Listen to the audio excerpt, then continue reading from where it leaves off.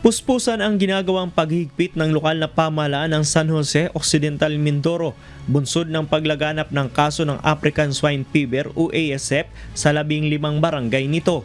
Mahigpit ng sinusuri ng surveillance at monitoring team ng San Jose Local Government Unit ang mga kainan malapit sa mga paaralan sa Barangay Bagong Silang, Barangay Labangan Poblasyon at Barangay Bubog.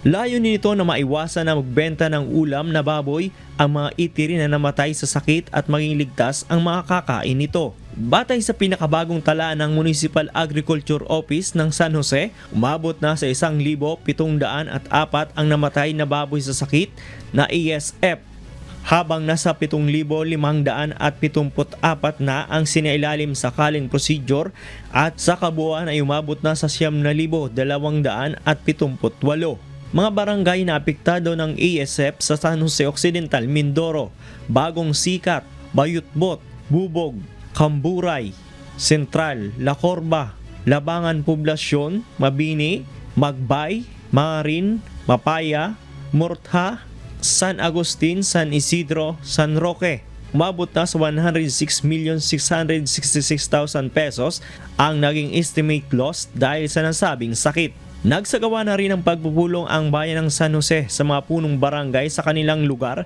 na apektado ng ASF upang mapabilis ang ginagawang depopulation ng mga infected swine at maiwasan ang pagkalat nito. Christian Lopez, humahataw sa balita ngayon.